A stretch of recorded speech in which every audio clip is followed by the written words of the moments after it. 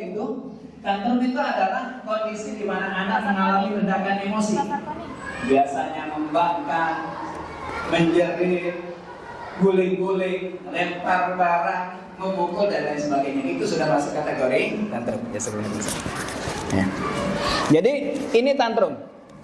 Dan gejala tantrum untuk anak kecil itu nangis, jerit, teriak, nahan nafas, lemes, negangkan badan, melempar barang. Itu kalau anak kecil. Kalau ini tidak kita kita tidak perbaiki dari kecil, maka dia akan berlanjut dewasanya.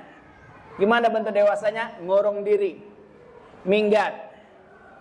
Yang lebih parah lagi apa? Bakar rumah. Kemarin terjadi di daerah Sumatera Selatan, saya lupa daerah Muara ini maupun di mana, rumah ibunya 2 kali dibakar sama dia dalam satu waktu. Ya. Hanya karena apa? Hanya karena ibunya nggak mau minjemin motor. Ya. Ini tantrumnya. Ada tantrum, bentuk tantrumnya apa? Ngambek, nggak mau sekolah. Ya. Hanya karena apa? Nggak dibeliin motor dan lain sebagainya. Ini tantrum yang berlanjut, yang tidak selesai di masa kecilnya. Oleh karena itu Bapak Ibu sekalian, hari ini kita akan membahas bagaimana apa saja gejalanya, apa saja penyebabnya, dan bagaimana kita tips untuk menghadapi anak yang tantrum. Bapak Ibu sekalian, kalau gejala tadi masih wajar ya. Ada melebihinya kalau anaknya ngamuk terus, frekuensinya cukup sering, ngamuknya melakukan kontak fisik dengan orang lain, marah-marah sampai guling-guling. Yang ini kadang memalukan nih. Lagi di minimarket misalnya, mau minta telur setan gitu ya, nggak dikasih gitu sama ibunya, akhirnya apa? Guling-guling gitu kan, sambil nangis-nangis. Nah ini Bapak Ibu sekalian, ini tantrum yang melebihi batas kewajaran yang sering kita temukan di masyarakat kita. Apa saja penyebabnya Bapak Ibu sekalian pada anak kecil dan dewasa? Yang pertama Bapak Ibu sekalian, keterbatasan komunikasi dan emosi. Karena anak kecil itu bahasanya masih terbatas, maka ketika pesan itu tidak tersampaikan, maka dia akan ngamuk. Contoh misalnya Bapak Ibu sekalian, dia pengen minum, tapi dia tidak bisa menyampaikan itu karena banyak orang atau ibunya sibuk ngobrol, hingga akhirnya dia capek dan akhirnya guling-guling. Atau yang kedua, dia merasa frustasi ketika dia tidak diperhatikan oleh ibunya misalnya, atau orang tuanya. Dia sudah mau ini gitu kan, nunjuk mah itu mah, iya, tapi ibunya ngobrol sendiri. Ujung-ujung apa? Dia marah, nangis, sampai kemudian duduk dan lain sebagainya. Yang ketiga Bapak Ibu sekalian, posisinya dia overstimulasi. Tempat yang bising, kemudian digendong sana sini, dicubit sana sini. Biasa kan anak kecil kan gitu ya, yang ujung-ujungnya apa? Gemes banget ya kan, cubit sini, hingga akhirnya apa? Konon katanya di sini ini kan ada hormon, ada kelenjar yang kalau dipencet itu akan bikin anak ngences. Ya. Maka jangan mikir ya, oh kenapa anaknya ngences? Karena ibunya waktu hamil ngidamnya nggak keturutan. Enggak, karena keseringan dicubit, karena anaknya gemoy banget gitu ya. Nah ini Bapak Ibu sekalian, anak tuh yang dipencet kayak gitu juga sakit gitu ya. Hingga akhirnya apa? Dia sudah lelah dengan hal itu, hingga akhirnya dia pun mengalami tantrum. Yang berikutnya Bapak Ibu sekalian, stres, kelaparan, kelelahan, misalnya di jalan gitu kan, sudah berjam-jam di mobil dalam kondisi dia mau ngapa-ngapain nggak boleh, hingga akhirnya dia marah dan ngamuk gitu ya. Yang berikutnya Bapak Ibu sekalian, mengalami situasi yang sulit bagi anak. Misalnya dibeliin layangan sama bapaknya gitu kan, tiba-tiba layangannya rusak, hingga akhirnya apa? Dia tantrum, hingga akhirnya karena khawatir nanti jangan-jangan bapaknya marah atau lain sebagainya. Atau kepala robohnya lepas dan dia tidak tahu bisa nggak ini dibenerin, hingga akhirnya ini menyebabkan dia menangis sejadi-jadinya. Dan yang terakhir Bapak Ibu sekalian, karena anaknya kurang tidur. Makanya penting bagi seorang orang tua Bapak Ibu sekalian untuk memperhatikan anak. Karena penelitian terbaru menyebutkan, yang terbaru yang saya baca maksudnya, itu menyebutkan anak yang tidurnya di waktu yang cukup gitu, di awal waktu, itu akan menyebabkan pertumbuhan tubuhnya juga lebih bagus. Pertumbuhan emosinya juga bagus gitu ya. Beda kalau anaknya udah jam 10, jam 11 tidur, itu anaknya akan kalau bahasa Palembangnya itu rungsing. Pernah dengar istilah rungsing? Rungsing itu perasaan kayak nggak nyaman atau gimana gitulah gitu ya. Itu biasanya jangankan anak kecil ya. Kita orang tua saja kalau lagi kurang tidur siang juga nggak nyaman, bawaannya pengen emosi saja. Inilah Bapak Ibu sekalian penyebab tantrum bagi anak. Adapun untuk remaja biasanya apa? Stres akademis, stres dengan kehidupan, ada masalah di kawan atau lain sebagainya, ini yang bikin dia tantrum ya. Jadi ini Bapak Ibu sekalian tantrumnya. Adapun kalau untuk dewasa agak mirip ya saja ya. Kalau untuk remaja itu paling bedanya cuman dia kadang ngambek, ngurung diri berhari-hari gitu ya. Itu bentuk tantrumnya. Atau misalnya dia marah-marah nggak karuan, mondar-mandir dan lain sebagainya. Ini bentuk tantrum di remaja. Apa saja Bu, Bapak Ibu sekalian, cara menghadapi tantrum pada anak? Yang pertama Bapak Ibu sekalian, ingat kita duluan ya. Tenang hadapi mereka. Kita stabilkan dulu emosi kita. Kalau lihat mereka guling-guling gitu kan di tengah pasar atau di tengah ramai ya, itu biasa goyang. Ya kalau lagi kondisi seperti itu Bapak Ibu sekalian, tahan emosi kita, tarik napas gitu ya, hembuskan. Kudu sabar. Kenapa Bapak Ibu sekalian? Karena kalau kita salah mensikapi tantrum ini, bisa jadi tantrumnya akan lebih lagi di kemudian hari, ya. Atau kemudian anaknya jadi anak pembangkang di kemudian hari. Jadi Bapak Ibu sekalian, cara kita untuk agar emosi kita stabil, tarik napas gitu ya. Kemudian hembuskan pelan-pelan gitu ya. Lakukan beberapa kali sampai emosi kita stabil gitu ya. Yang kedua Bapak Ibu sekalian yang kita lakukan, anaknya kita ambil, kita peluk. Kalau misalnya meronta-ronta seperti apa Ustadz? Tetap gendong, usap-usap belakangnya. Bila perlu tuh kalau misalnya anak di bawah 3 tahun itu digoyang-goyang, karena ketika anak itu digoyang-goyang gitu kan, dia akan merasakan seperti dibuayan, itu akan meredakan emosinya. Yang ketiga Bapak Ibu sekalian, jangan memberikan hukuman fisik. Biasanya kalau ibu itu lihat anaknya guling-guling itu, bawaannya pengen nyubit atau pengen mukul gitu kan. Nah, jangan memberikan hukuman fisik ya. Karena itu akan melukai anak. Apalagi kalau anaknya dihukum di depan kawan-kawannya. Maka dulu pernah sering saya sampaikan di sini, cubitannya nggak sakit, tapi malunya luar biasa. Gitu kan. Besok-besoknya dia akan diomongin sama kawannya, ye, yang kemarin dicubit sama ibunya nangis, ye, gitu kan. Ini yang bikin anak semakin terluka. Dan Bapak Ibu sekalian, kelak itu akan menjadikan dia kemudian hari menjadi orang yang mudah terpancing emosinya, hingga akhirnya dia menjadi pelaku kriminal. Yang keempat Bapak Ibu sekalian, pastikan keamanan anak. Kalau misalnya itu kadang anak itu ada yang tantrumnya lari gitu kan, menjauh, jangan-jangan hati-hati, bisa jadi dia ke jalanan atau dia melakukan hal-hal yang misalnya loncat dan lain sebagainya gitu ya. Yang kelima Bapak Ibu sekalian, kalau anaknya di bawah 5 tahun, itu alihkan ke melihat yang atas. Melihat ke atas. Kenapa Bapak Ibu sekalian melihat ke atas? Karena orang nangis nggak ada yang lihat ke atas, ya. Jadi anak itu kalau misalnya itu nangis itu pasti nunduk, ya, pasti nunduk.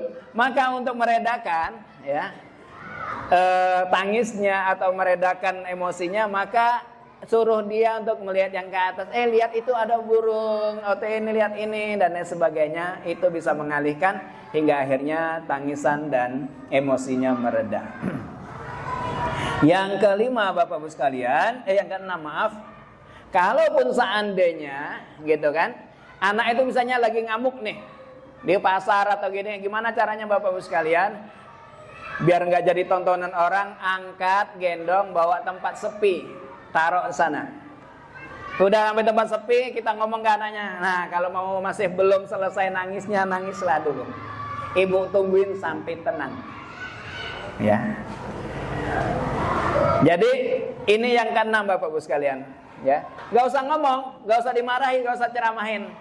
Sampai kapan? Sampai dia puas. Kalau begitu dia puas, kita bilang sudah selesai. Ya. Emang malu sih. Tapi harus dilakukan. Karena apa Bapak Ibu sekalian? Karena kalau kita yang kesembilan, mohon maaf, yang kesembilan kita mengikuti keinginan anak saat tantrum, besok lusanya dia akan menanamkan dalam benaknya bahwa kalau pengen sesuatu dan tidak diturutin, ngamuk. Ya. Jadi jangan turuti keinginan. Misalnya pengen ini, nggak mau, nangis dia. Udah biarin saja, yaitu tadi angkat tempat sepi, ngomong, kamu mau ngamuk, ngamuklah. Tapi ibu, bapak atau bapak misalnya nggak bakal beliin. Ya, mungkin Bapak Ibu sekalian itu akan terjadi 3-5 kali karena anak berharap bahwa orang tuanya akan mengasihani dia. Ya. Tapi itu Bapak Ibu sekalian, kalau ibu, bapak karena rasa malu atau kesian sama anak akhirnya memberikan apa yang diinginkannya, selesai. Anda kalah di mata anak. Ya. Yang berikutnya Bapak Ibu sekalian, setelah anak itu tenang, berikan penjelasan agar mereka paham dengan apa yang kita inginkan. Misalnya dia pengen makanan, kita bilangin, nah kenapa ibu mau belikan? Nah, yang ingat Bapak Ibu sekalian, biasanya kalau kita ngajak anak di supermarket, bikin perjanjian. Ya, bikin perjanjian. Apa perjanjiannya? Kita beli sayuran, kita beli baju, tidak beli makanan, tidak beli mainan.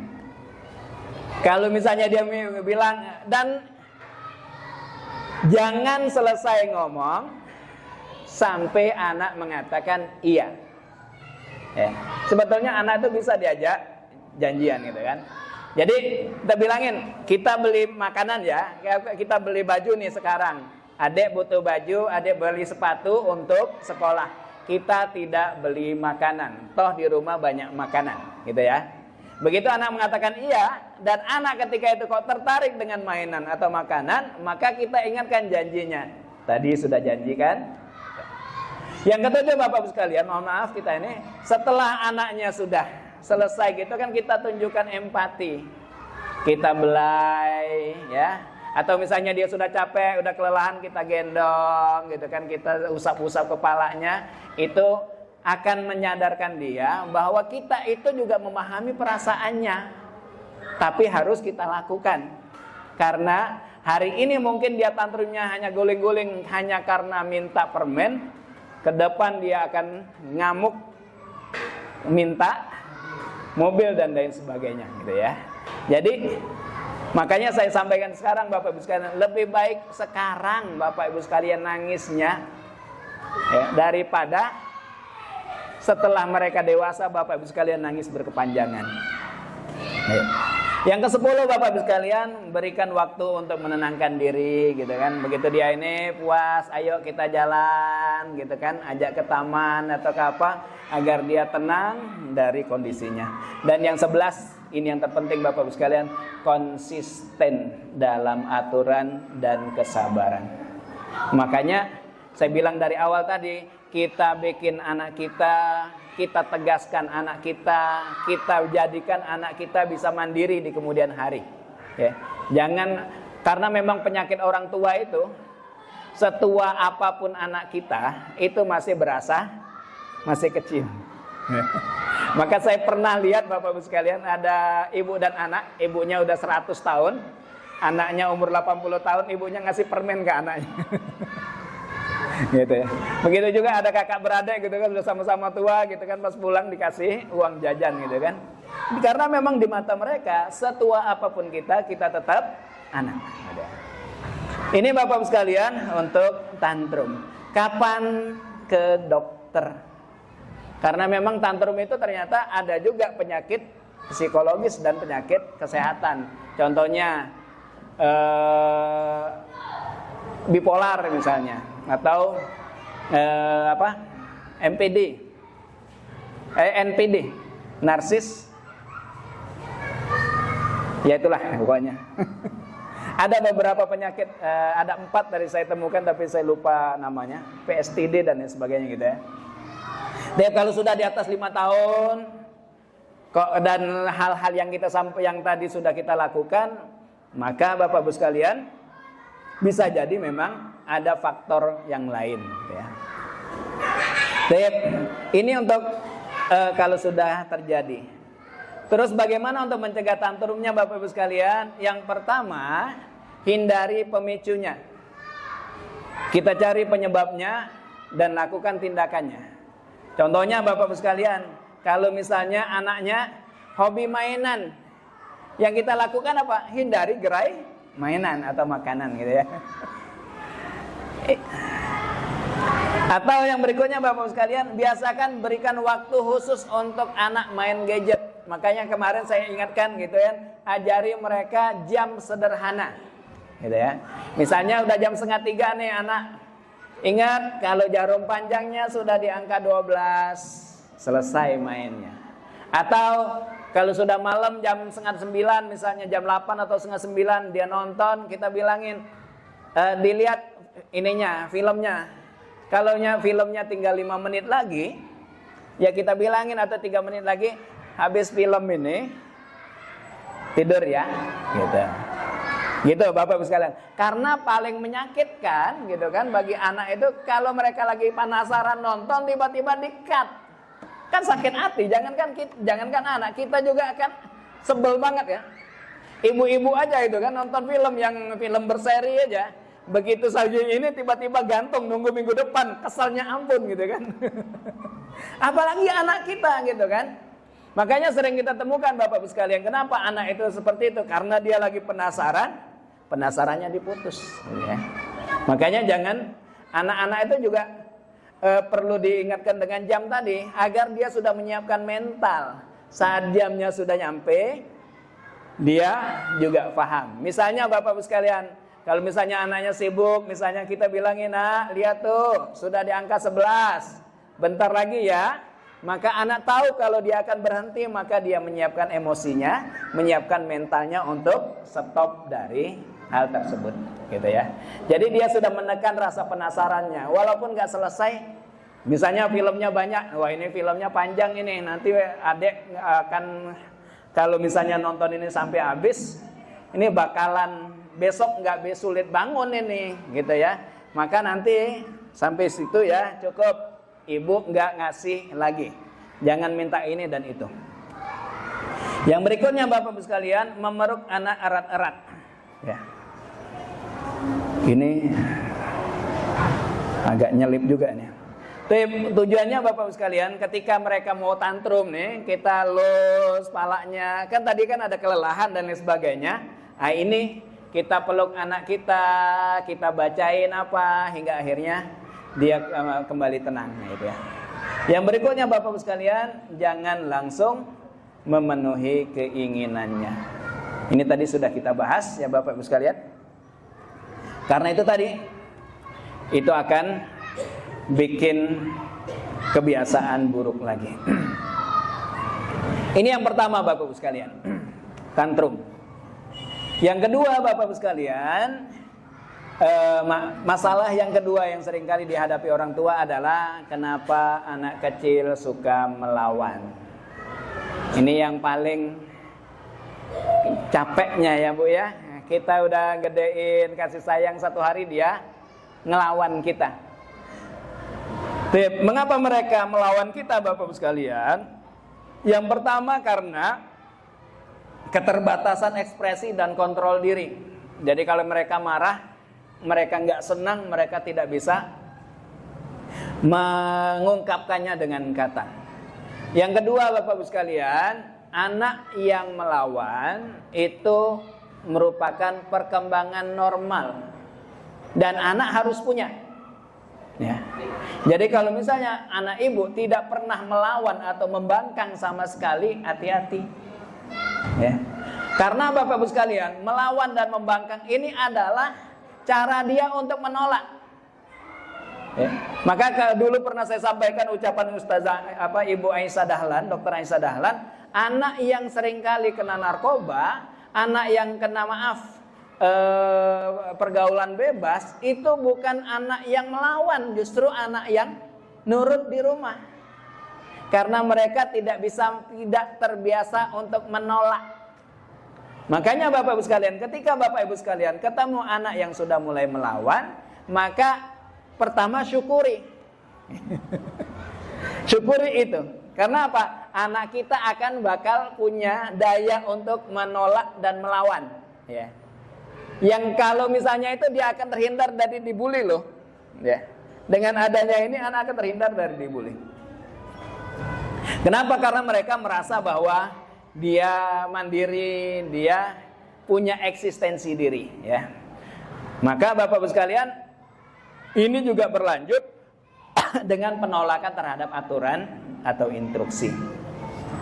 Yang ketiga Bapak Ibu sekalian, terkadang anak itu melawan karena pengen mencari perhatian, ya. Pengen mencari perhatian. Atau bisa jadi anak itu pengen ngadu orang tuanya. Ya. Disuruh misalnya ini, nggak mau. Ditanya sama ibu, kenapa nggak mau? Oh bapak itu gara-gara bapak nggak mau gini. Udah mulai ribut sama bapaknya, anaknya nonton. Syukurin gitu kan. Jadi ini sering jadi perhatian gitu ya. Yang berikutnya Bapak Ibu sekalian, pola asuh yang salah. Ya. Ini nggak boleh, itu nggak boleh, itu yang bikin anak membangkang atau melawan. Saya kok nggak boleh. Maka sering kali ada anak itu merasa itu enak banget ya jadi kamu ya, kamu tuh boleh semua. Ibu kamu nggak jadi macan di rumah gitu kan. Saya itu ini mau ini nggak boleh, ini nggak boleh, ini kena marah, itu kena marah. Anak akan tertekan. Ya karena dia ditekan Bapak Ibu sekalian, otomatis dia akan satu hari dia akan melawan. Atau yang berikutnya, dia terlalu dimanja. Semua boleh, ini boleh, itu boleh, hingga akhirnya dia jadi anak yang keras kepala. Ya, hati-hati Bapak Ibu sekalian. Makanya pendidikan yang baik itu yang berimbang. Kasih sayang dapat, cuman anaknya juga ditahan dengan alasan dan ketentuan yang berlaku, gitu kan. Hingga akhirnya kalau anak nggak dimanja itu, bawaannya sulit mengelola emosi, cenderung memberontak, cenderung melawan apa yang disampaikan oleh orang dewasa. Yang berikutnya Bapak Ibu sekalian, adanya iri hati. Ini biasanya agak berlanjut nih. Kakak terus yang mama beliin baju. Ya, mbak terus yang dibeliin baju, saya ini jarang dapat baju. Ya, ini karena rasa iri. Adik terus yang disuruh, kenapa kakak nggak disuruh gitu kan? Ini Bapak Ibu sekalian yang terjadi. Makanya Bapak Ibu sekalian, kehadiran kakak dan adik itu akan menyebabkan anak terkesan melawan dan susah diatur. Makanya di dunia psikologis, anak pertama itu tukang nyuruh. Anak kedua, pembangkang. Karena apa? Karena dia capek disuruh-suruh sama kakaknya. Makanya dia harus membangkang. Makanya anak pertama dan kedua pasti suka ribut. Jarang anak pertama dan kedua itu akur. Kecuali kalau jaraknya sudah terlalu panjang, terlalu jauh. Misalnya 10 tahun barulah dia akur gitu kan. Kalau misalnya setahun 2 tahun sudah. Ya. Apa seringkali dia ngomongnya apa? Dia omongin sama orang tuanya, nah baik-baiklah sama adek. Apa kata dia? Ngapain aku baik sama adek? Adek suka ngerebut mainan saya. Yang adanya iri hati ini Bapak Ibu sekalian. Makanya kalau misalnya ada anak yang baru lahir, sementara dia sudah punya kakak, maka bapaknya harus mengambil posisi. Ya, karena pasti ibunya akan mencurahkan perhatian ke adiknya. Jadi bapaknya juga harus perhatian, bawalah dia jalan-jalan agar dia tidak kehilangan kasih sayang yang dulu dia dapatkan utuh dari ibunya, gitu ya. Dan ketika ibunya hamil, apa yang dilakukan? Disampaikan, nah ini kakak bentar lagi punya adik, sayang adik ya, baik-baik sama adik ya. gitu ya. Sering loh Bapak Ibu sekalian, ketika anaknya tidak dipersiapkan oleh orang tuanya, seringkali kakaknya suka gitu. Adiknya kadang dicubit. Ada di beberapa kasus yang saya temukan, adiknya itu apa? Ditutup bantal mukanya supaya adiknya mati. Sampai segitunya. Yang berikutnya Bapak Ibu sekalian, anak dalam masalah atau stres. Anaknya misalnya di sekolah, misalnya akademisnya apa habis ujian gitu kan, langsung kita suruh balik sekolah, ya. Atau dia capek, atau dia lagi kawannya pindah atau kucingnya mati gitu kan. Nah itu kebiasaannya begitu. Dia punya masalah seperti itu, orang tua akan menganggap dia ketika disuruh itu akan membangkang biasanya. Yang berikutnya Bapak Ibu sekalian, keinginan anak tidak terpenuhi. Ya. Misalnya dia pengen dibeliin sepatu, misalnya orang tuanya nggak ngasih karena memang sepatu yang lamanya masih bagus misalnya. Itu biasanya akan mengeluarkan kata-kata kasar, cemberut dan mengurung diri. Ujung-ujungnya apa? Kalau ditanya, kenapa ini? Kakak apa ibu nggak sayang sama kakak? Kenapa kakak mau beli sepatu? Yang lain udah beli sepatu semua, masa kakak pakai sepatu lama? Gitu kan. Seringkali itu yang terjadi. Contoh kayak yang kemarin ada kasus gitu kan, rumahnya deket, ini dibeliin sepeda lipat sama ibunya gitu kan. 2 hari pakai itu apa? Akhirnya apa? Nggak mau. Akhirnya apa? Ngambek dia 2 hari nggak mau sekolah. Ketika ditanya kenapa nggak mau pakai sepeda katanya, atau dia lebih memilih minta dibonceng sama kawannya. Akhirnya apa Bapak Ibu sekalian? Ditanyalah, diinterogasi sama ibunya. Dibilangin, miskin, yang lain sudah pakai sepeda listrik, sudah pakai motor, kamu pakai sepeda lipat gitu kan. Ya tahulah sendiri mama zaman milenial gitu kan. Bukan milenial, didikan kolonial lagi gitu kan. Apa yang terjadi Bapak Ibu sekalian? Langsung ditatar sama mamanya gitu kan. Kamu baru dibilangin miskin saja sudah ngambek, sudah malu. Kita tuh nggak minta sama dia, ngomong kayak gitu. Kalau kamu itu sok-sokan kayak gitu, beliin saya sepeda gitu kan. Kalau misalnya kamu nggak berani, biar mama yang jalan. Ini Bapak Ibu sekalian, keinginan anak yang tak terpenuhi. Yang berikutnya Bapak Ibu sekalian, orang tua yang tidak jadi teladan yang baik. Makanya saya sarankan Bapak Ibu sekalian, kalau mau berantemnya dalam kamar, bisik-bisik. Biar apa? Biar anaknya nggak tahu. Karena sejatinya Bapak Ibu sekalian, ketika suami istri berantem, anak itu udah ngerasa rumahnya itu kayak neraka. Mamanya teriak, bapaknya banting piring gitu kan, anak tuh di kamar sambil nutup kuping tuh, sambil nangis. Ya. Dan itu berbekas di masa depan, sampai masa depannya. Hingga akhirnya Bapak Ibu sekalian, anak dapat teladan dari orang tuanya bagaimana melawan, gitu kan. Yang berikutnya Bapak Ibu sekalian, memberikan perintah di saat yang kurang tepat. Anaknya masih capek gitu kan, ibunya sudah nyuruh ke pasar. Gitu kan, baru pulang sekolah, belum ganti baju, nak. Cepat makan, ganti baju, makan. Habis itu antarin mama ke pasar. Mah, panas mah gitu kan, capek baru datang. Enggak ada capek-capeknya. Kamu itu membangkang orang tua. Sudahlah. Ya Bapak Ibu sekalian, kalaupun seandainya kita terpaksa Bapak Ibu sekalian, jadi kalau misalnya kita ngelihat anak kita sibuk atau baru capek, baru sampai atau lain sebagainya, ya kita pilih waktunya. Kalaupun seandainya terpaksa kita untuk menyuruh dia, maka kita kasih ininya, ya nak, tolonglah nak. Ibu lagi capek, ibu lagi masak. Nanti kalau misalnya ini gini. Insya Allah anaknya akan paham gitu ya. Walaupun kadang masih ngomel-ngomel. Ibu ini gini. Oh tolonglah nak. Nanti nggak masak pula kita kalau misalnya ibu yang jalan gitu kan. Akhirnya apa? Berangkatlah dia. Ya kayak ibu dulu lah, waktu kecil dulu kan. Jalan sambil ngomel.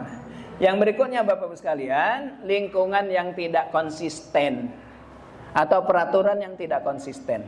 Contoh misalnya kadang boleh, kadang nggak boleh. Nah, maka anak itu atau ibu bapaknya keras nggak boleh, ibunya kadang kalau nggak ada bapaknya bolehin. Nah itu bahaya itu toksik. Ya. Jadi kalau misalnya satu pasangan sudah menyatakan A, pasangan kita juga pasangannya harus A juga. Jangan sampai dia merusak. Bersikap terbuka. Ingat, jangan pernah mencap anak. Nakal nih kau nih. Ini lain sebagainya. Jangan sekali-sekali.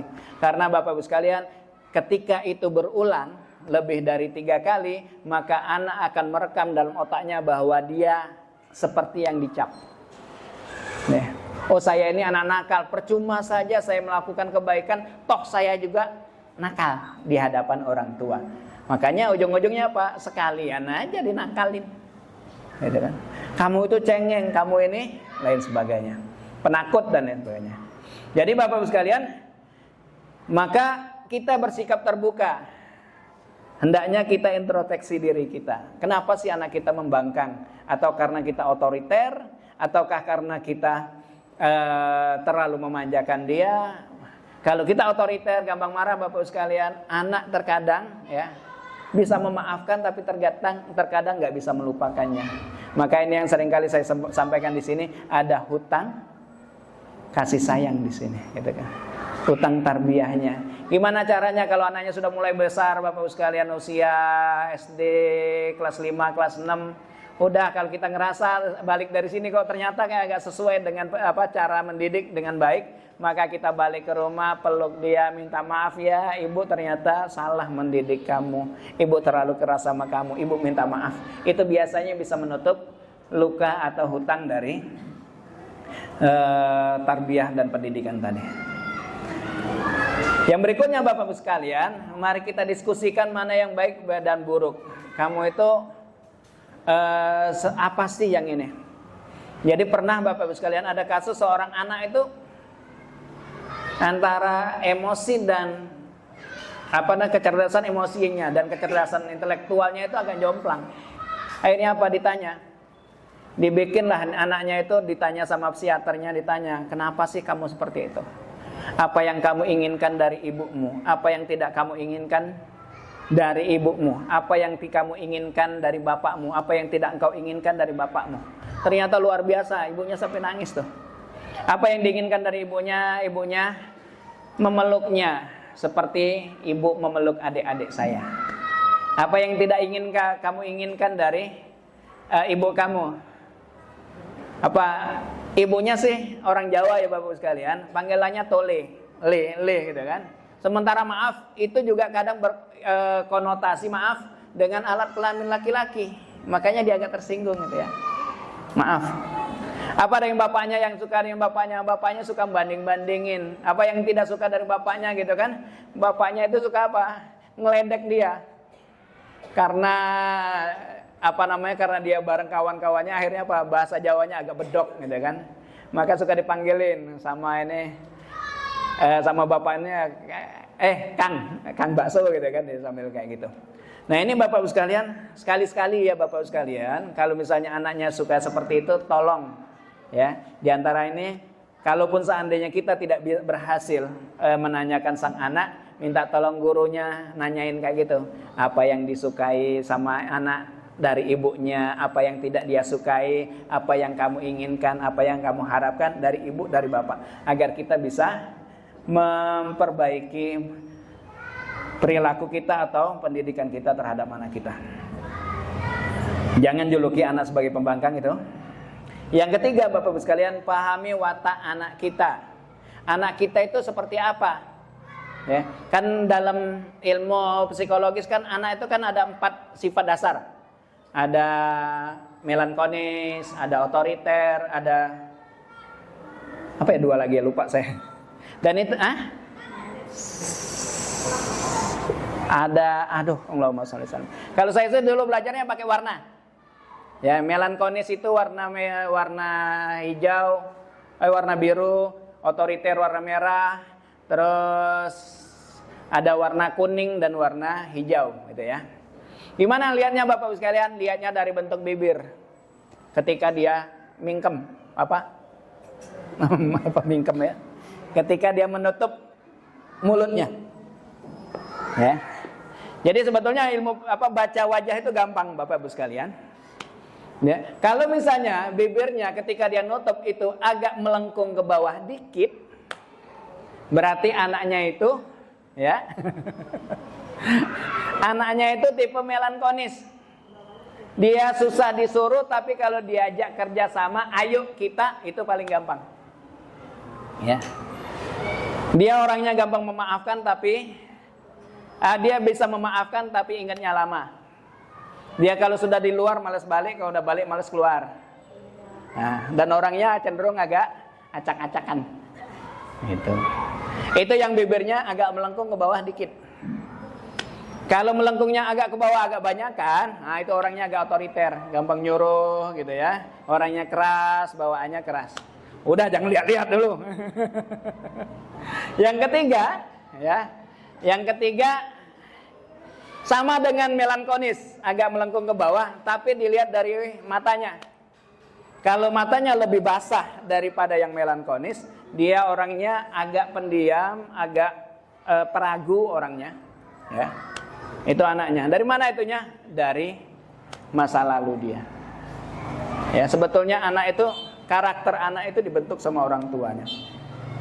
Yang keempat, Bapak-Ibu sekalian, orang yang apa ya bahasanya? Kok lupa? Itu dilihat dari mulut bibirnya, kalau dia buka dikit langsung membentuk senyum. Itu orangnya bawaannya apa? Pengen jadi pusat perhatian. Kalau perempuan ratu gosip gitu. Pokoknya kalau dia nggak ada dia itu nggak seru. Kalau dia datang itu orang pada ngumpul, suka bawa cerita-cerita. Nah itu orangnya apa? Gampang putus asa, gampang ceria dan lain sebagainya. Ya, itu yang mau belajar.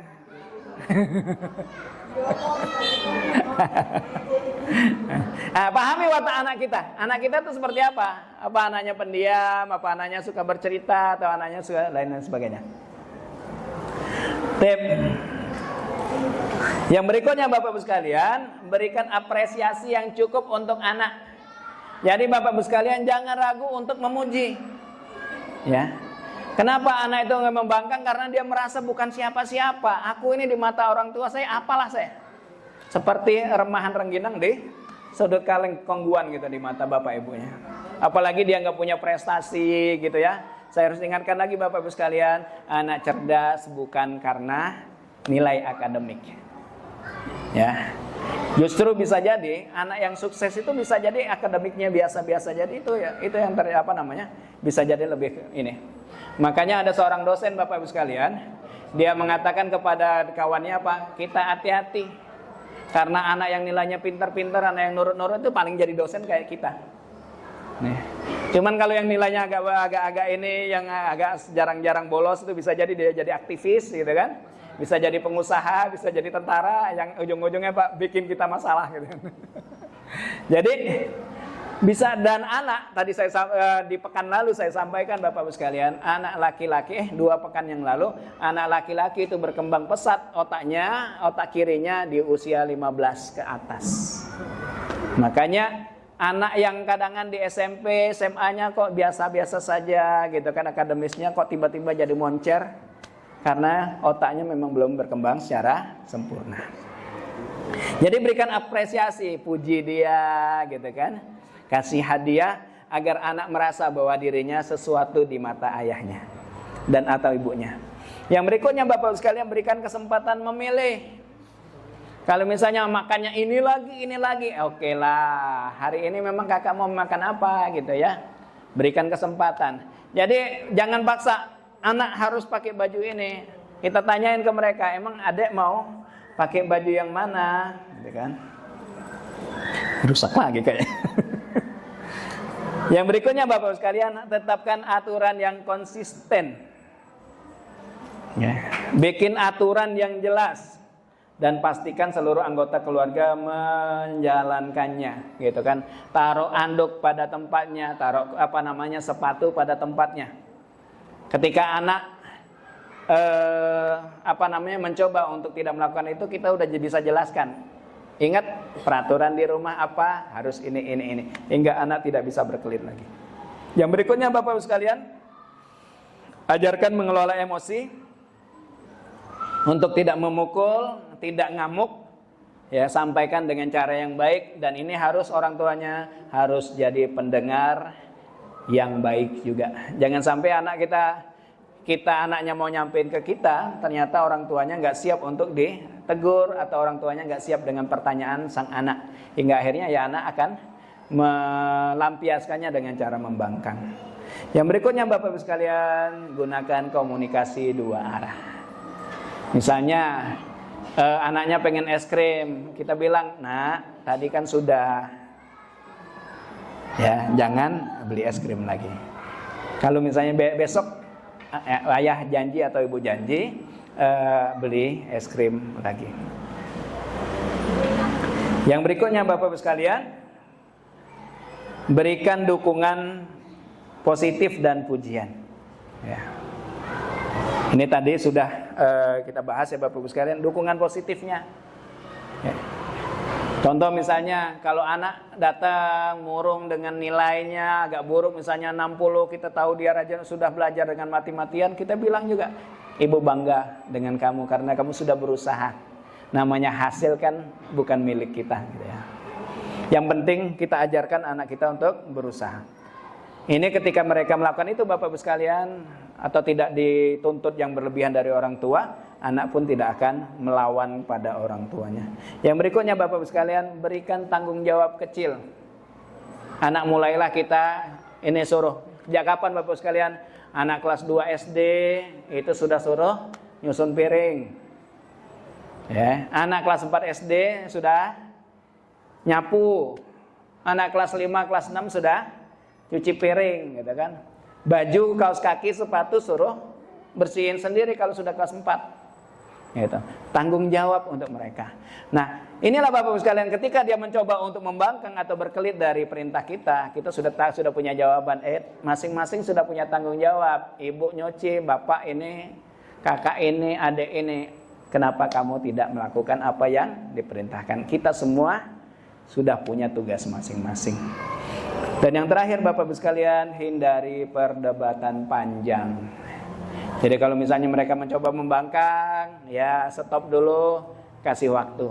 Dan saya ingatkan kembali, kalau mau ngomel dengan anak, seperti yang disampaikan oleh Ustazah Aisyah Dahlan, ngomelnya hanya setengah menit, dan setengah menit berikutnya puji anak. Ibu nggak suka loh kalau kamu gini sambil lihat jam.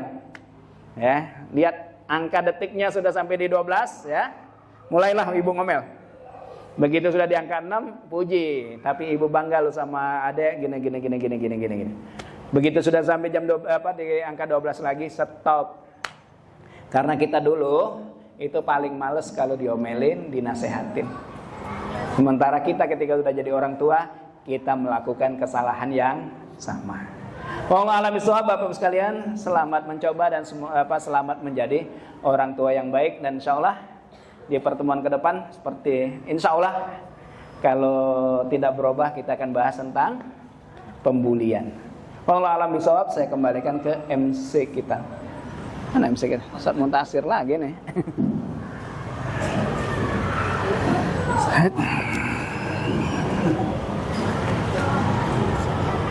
Baik, syukur jazakallah kepada Ustaz Selamat. Sebelumnya melanjutkan menjadi MC ya, sesamanya ada jam ajar. Baik, Ustazah, sungguh menarik ya daripada siang hari ini masalah-masalah berkaitan dengan anak ya. Untuk sebagai orang tua mungkin ada yang salah mendidik selama ini. Mudah-mudahan yang nanti kita siang hari ini dapat membuka wawasan kita terkait dengan cara ataupun tindakan yang baik untuk menghadapi anak kita ke depannya. Baik, Ustazah, yang bertanya berkaitan dengan materi kita pada siang hari ini ataupun di luar tema, disilakan. Nomor anak. Sudah masuk. Hah? Sudah ada masuk. Assalamualaikum. Orang tua yang memiliki masa lalu yang kelam, pendosa dan pernah bermaksiat, apa pantas pantas memiliki anak-anak yang soleh soleha? Karena mitos masyarakat yang mengatakan bahwa orang tua yang berdosa maka akan diuji dari anak. Syukran.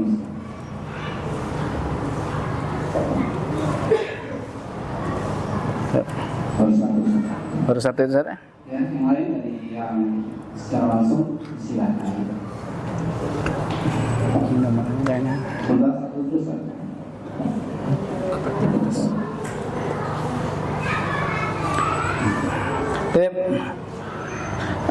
Bismillah. Apakah pantas orang tua yang bermaksiat punya anak soleh soleha? Pantas. Ya. Mungkin enggak? Mungkin banget. Ya. Apa yang dilakukan oleh Bapak Ibu sekalian? Yang pertama dia tobat sama Allah Subhanahu Wa Taala. Karena ketika dia tobatnya tobat nasuha, masa lalunya pun akan selesai dengan Allah Subhanahu Wa Taala. Yang kedua Bapak Ibu sekalian, hendaknya dia berdoa untuk anaknya.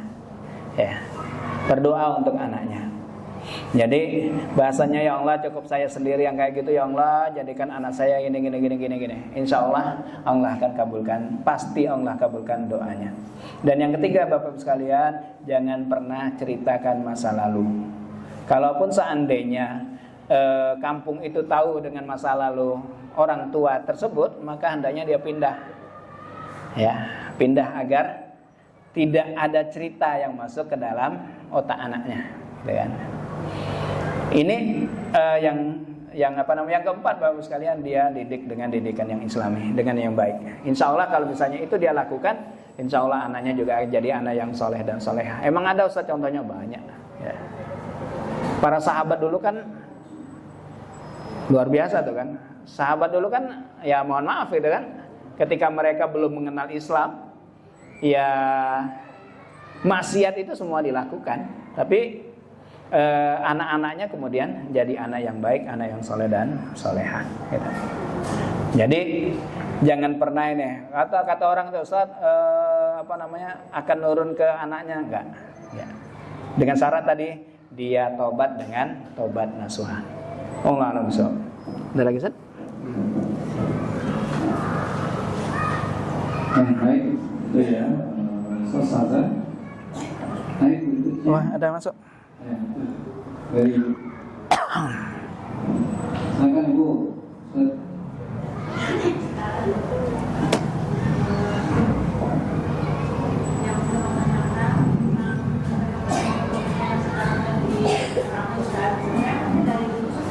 Banyak ya, karena dari dunia besok, jadi semakin terbuka hal-hal yang sebetulnya dulu kita nggak lihat, bukan lebih banyak kita lihat. Jadi tentang orang tua yang di masa tuanya sampai meninggal terlantar karena anak-anaknya nggak mau ngurusin gitu. Nah itu kan banyak kejadian tuh, hampir di seluruh Indonesia banyak seperti itu. Dan nah itu terlepas dari masalah ekonomi itu ada yang memang anak-anaknya memang secara ekonomi tidak mampu, ada yang ternyata mampu juga gitu. Dari segi pendidikan ada juga yang memang mungkin itu pas-pasan pendidikannya, ternyata banyak juga yang anak-anaknya ternyata pendidikan tinggi gitu. Dari kasus orang tua yang terlantar bahkan sampai meninggalnya anaknya nggak ada di dekat situ gitu. Karena memang ada yang meninggal kondisinya sendirian, ada yang masih berpasangan, bahkan sampai yang satunya tinggal rangka, yang satunya juga musuh gitu. Anak-anaknya nggak tahu. Nah, yang saya penasaran ada dari siro dulu itu yang menjelaskan atau mencontohkan tentang kejadian seperti itu. Ayo. Pertama, terus pertanyaan yang kedua tentang kisah Nabi Muhammad yang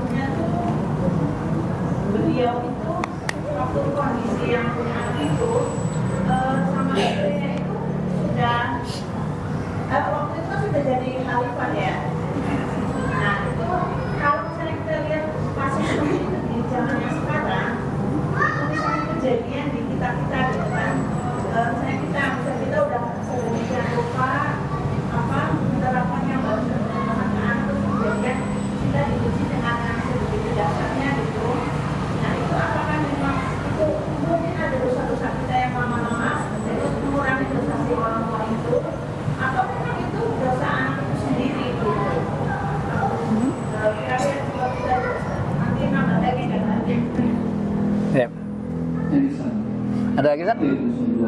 Oke. Boleh? Afwan Ustaz, bagaimana cara kita untuk sembuh dari trauma masa kecil, dari perilaku orang tua yang membekas sampai sekarang, yang membuat takut untuk menikah dan memiliki anak, ditambah lagi dengan rumah tangga orang tua dan sikap orang tua di rumah yang sama-sama egois, yang akhirnya itu menjadi ketakutan tersendiri untuk anak. Berikutnya, bagaimana jika ada seorang anak yang mimpi basah usia SMA sangat sering, apa penyebabnya dan bagaimana hukumnya dan harus bagaimana? Gimana Ustaz? Anak SMA? Bagaimana jika ada seorang anak yang mimpi basah usia SMA, tapi ini sangat sering Ustaz, mungkin setiap malam bahkan dia tidur ya. Apa penyebabnya dan bagaimana hukumnya dan harus bagaimana? Tip untuk yang pertama,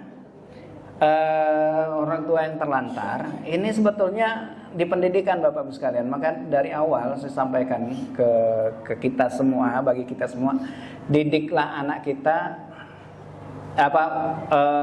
perlakukan anak kita sebagaimana kita ingin diperlakukan kelak di masa tua kita.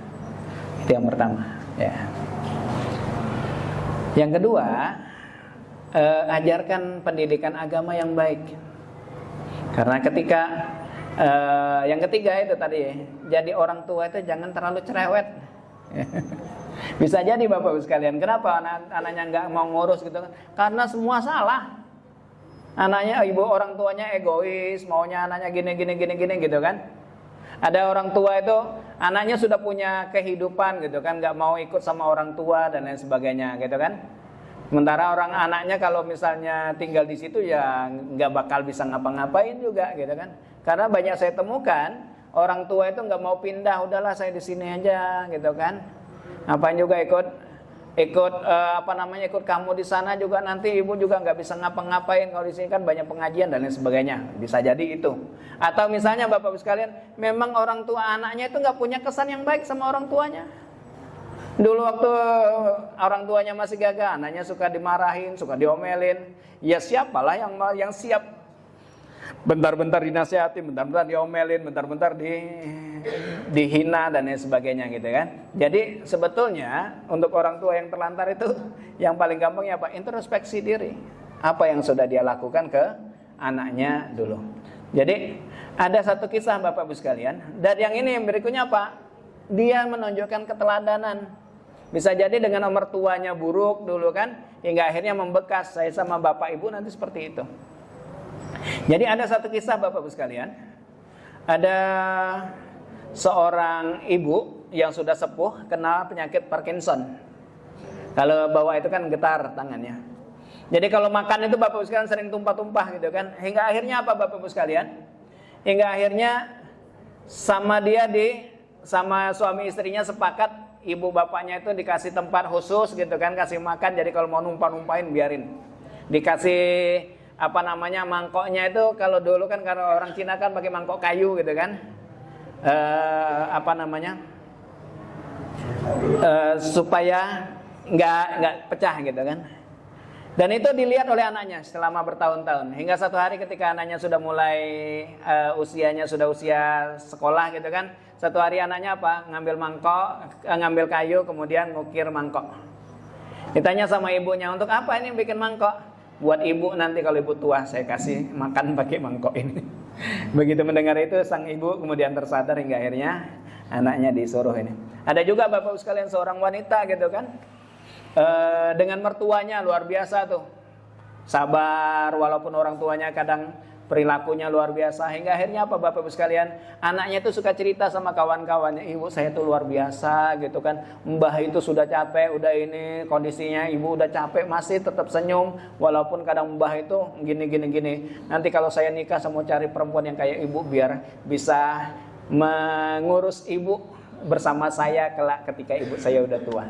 Nah itu Bu ya, yang terpenting dari itu. Jadi perlakukan Bisa jadi perlakukan mertua kita atau orang tua yang pertama agar mereka dapat teladan dan contoh. Yang kedua, Bapak Ibu sekalian, ajari apa perlakukan anak sebagaimana kita ingin diperlakukan. Yang ketiga, didiklah.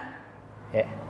Di antara pendidikan yang diajarkan oleh seorang sahabat, Bapak Ibu sekalian, dia menyuruh seorang ulama, dia nyuruh anaknya untuk mendoakan mbahnya, mbah si anak, agar lama-lama si anak udah capek nanya, kenapa bapak itu nyuruh terus mbah doain mbah. Kata beliau, saya pengen kalian tuh belajar bakti saya, bakti bapak kepada mbah, sebagaimana nanti kelak kamu akan memperlakukan saya, menyuruh anak kamu untuk mendoakan saya juga. Itu Bapak Ibu sekalian, sebab kenapa orang tua terlantar. Mayoritas justru kembali pada yang ditelantari. Yang kedua, Bapak Ibu sekalian, ketika kasus Umar itu emang kasusnya dia dijebak, ya, dijebak, dipaksa untuk minum hingga akhirnya terjadilah yang terjadi. Ya. Jadi masalahnya itu Umar itu mencambuknya kenapa dia tidak bisa menolak dikasih minum itu ya, dan anaknya kemudian meninggal. Jika itu terjadi Bapak Ibu sekalian, auzubillah min dzalik gitu ya. Itu dosa orang tua apakah dia juga jadi dosa orang tua? Tidak. Dengan syarat ya. Jadi Bapak Ibu sekalian, orang tua tidak kena imbas dari kesalahan anak jika orang tuanya sudah mendidik dengan baik. Ya, nauzubillah min dzalik, semoga kita terhindar dari itu. Namun ketika ada orang tua sudah mendidik anaknya dengan baik, sudah disuruh sholat, sudah diajari ini, kemudian nauzubillah dia terkena lingkungan hingga akhirnya dia berubah, hingga akhirnya nauzubillah masuk neraka, maka anaknya nggak bisa nuntut orang tua. Ya. Yang ketiga, Bapak sekalian, terkait dengan rezeki haram, hati-hati. Ya, hati-hati dengan rezeki yang haram. Ya. Saya pernah cerita kisahnya seorang yang nanya Imam Syafi'i. Masih ingat? Jadi ada seorang laki-laki datang kepada Imam Syafi'i dan berkata, wahai Imam, anak saya nakal, susah disuruh sholat, istri saya ngambekan, suka ngomel-ngomel. Saya itu penghasilan 5 dirham. 5 dirham itu sekitar 250-an seharinya. Dan kami masih kekurangan. Ya, masih kekurangan. Begitu mendengar itu, Imam Syafi'i mengatakan, besok kamu datang ke bos kamu minta kurang gaji. Ya. Akhirnya apa, di bulan depan datang lagi orang itu dan mengatakan, Imam, kami alhamdulillah anak saya udah nggak gampang membangkang, istri saya sudah nggak ngomel-ngomel banget, tapi masih kekurangan kami. Apa solusinya? Kata Imam Syafi'i, besok kamu datang ke majikan kamu minta kurang lagi gaji, gitu ya. Ketika sampai di 3 dirham, bulan depan dia datang ke Imam Syafi'i dan mengatakan, wahai Imam, alhamdulillah istri saya sekarang luar biasa, ya, baik banget gitu kan. Anak saya nggak perlu disuruh lagi sholat, itu sudah belum azan sudah berangkat sholat duluan, dan kami tidak kekurangan lagi.